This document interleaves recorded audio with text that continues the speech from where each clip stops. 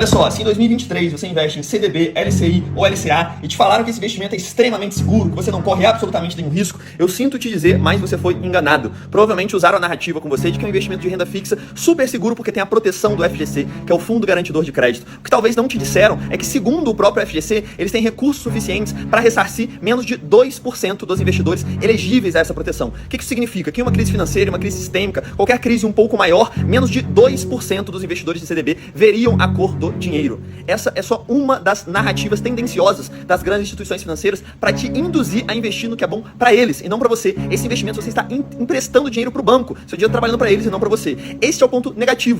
Apesar de eu não gostar muito do jeitão do bonitão aí, agradeço por ter me levantado. Vendo esse anúncio, deu até medo de investir em algo protegido pela FGC, não é mesmo? Mas vamos lá, vamos aprofundar nesse tema, ver se é motivo para pânico e se realmente você foi enganado. Mas antes de tudo, gostaria de agradecer ao pessoal da FGC, que me atendeu super bem, inclusive o próprio CEO, Daniel Lima, se prontificou, marcamos uma reunião, trocamos vários e-mails, ele foi super atencioso, claro e objetivo nos seus esclarecimentos. Inclusive, quem quiser saber mais sobre o FGC, recomendo o LinkedIn dele, que ele tem postado várias coisas interessantes sobre isso. Bom, mas vamos lá, os dados que eu vou passar aqui estão no último relatório anual de 2022, que foi divulgado na semana passada. Vendo os Big Numbers aqui, o valor de produtos elegíveis garantidos pela FGC é de cerca de 3,9 trilhões de reais. Isso somando todos os CDBs, LCs, LCIs, LCAs, todos aqueles ativos que têm a garantia do FGC. E hoje a liquidez do FGC é de uns 87 bilhões de reais, que é o caixa ou recursos que podem ser convertidos em dinheiro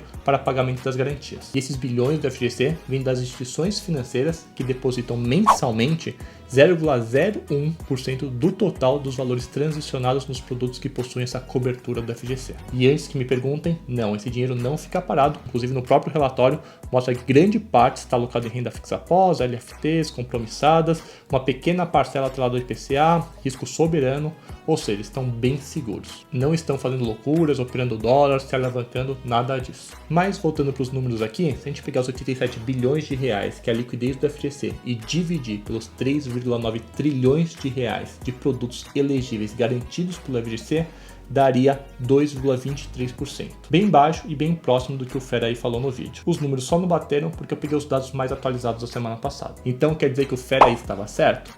Digamos que sim, ele estava certo, ele não mentiu. No entanto, tem alguns pontos importantes que ele esqueceu de falar. O primeiro é entender qual que é o propósito do FGC. E um dos seus objetivos é passar a segurança para os investidores alocarem, emprestarem seu dinheiro para bancos menores, poucos conhecidos, como por exemplo o Banco Master, BMG, Fibra, entre outros. Vamos combinar que uma coisa é emprestar o dinheiro para o Itaú, para o Bradesco, que as pessoas já conhecem, sabem que são grandes instituições, e outra coisa é emprestar dinheiro para menores instituições. O FGC não foi criado para passar segurança para as pessoas investirem nos grandes bancões, uma vez que todo mundo já sabe da solidez, segurança, relevância que eles têm no mercado. E hoje as instituições financeiras são divididas em grupos S1, S2, S3, S4 e S5.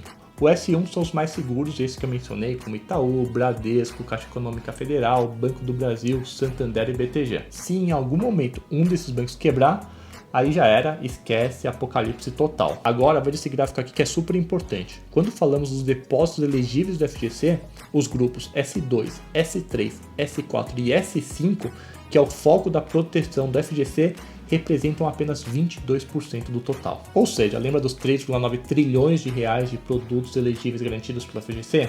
Então, esse número cairia para cerca de 858 bilhões de reais se a gente considerasse apenas do grupo S2 até o S5. E aí, só nessa primeira conta aqui, se a gente dividir os 87 bilhões de reais que o FGC tem de caixa de liquidez por esses 858 bilhões, já subiria esse percentual para 10%. 5 vezes mais que os 2% que o Fera aí falou no anúncio, mas não para por aí, tem mais. Agora, indo para um outro documento que está no censo do FGC, o resumo dos créditos garantidos pelo FGC de dezembro de 2022, que é a mesma data que eu estou analisando tudo isso, o percentual dos depósitos que estão cobertos pelo FGC nesses grupos S2, S3, S4 e S5, ou seja, excluindo o S1, é de 47,57%. E em outras palavras é o seguinte, o total de aplicações, CDBs, LCs, LCIs, LCAs, etc., dos grupos S2 até o S5 é de 858 bilhões de reais. No entanto, quando decidimos o teto do FGC, que você já deve estar cansado de saber, que é no máximo 250 mil reais por banco, por CPF e tudo mais, esse valor cai para aproximadamente 408 bilhões de reais, que são os 47,57%.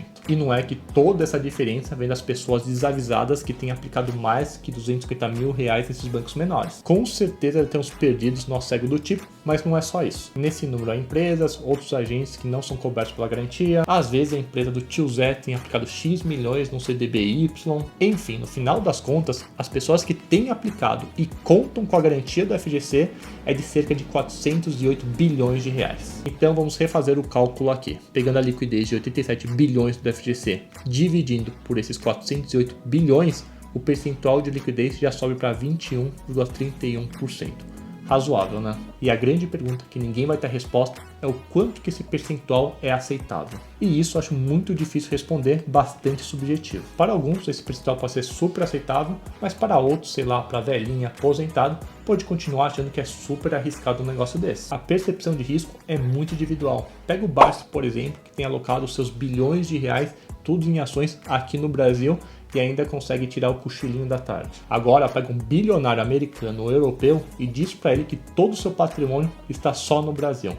Ele vai surtar. Agora, da minha opinião, meu feeling aqui, acho que esse percentual de cerca de uns 20% bem razoável. Sem contar que já passamos por grandes crises, já tivemos alguns aprendizados, inclusive de fora, quando os Estados Unidos, lá em 2008, o Lehman Brothers quebrou. Vale citar também que o FGC, desde a sua origem, em 1995, sempre pagou os investidores que estavam cobertos pelo FGC.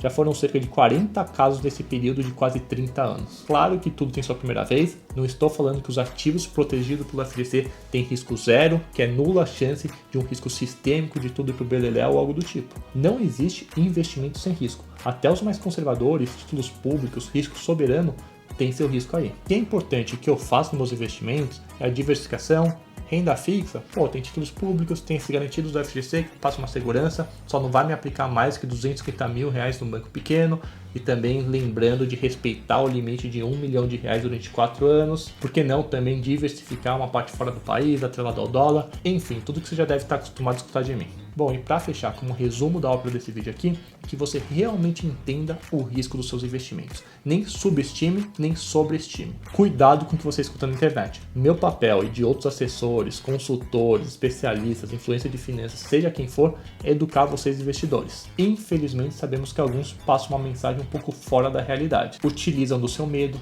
da sua ganância, não para te educar, mas porque tem outros interesses por trás. Valeu, até mais. Coloca no ar aí, não vai colocar. O ponto positivo é que existe uma alternativa. A solução é você aprender a investir por conta própria, tomar suas próprias decisões e investir com segurança nos melhores ativos que são bons para você e somente para você. E é exatamente isso que eu te ensino, sem absolutamente nenhum conflito de interesse, moral, sem ter ligação com nenhum banco, nenhuma corretora. Na moral, eu vim até aqui, entendeu? Perco meu tempo de, às vezes eu perco refeição, entendeu? Não vou treinar, deixo de dar moral pra minha mulher, entendeu? Pô, sacanagem, fico puto. Como investir de fato com segurança. Se faz sentido pra você, se você quer aproveitar e... Abra o olho, acorda, Brasil!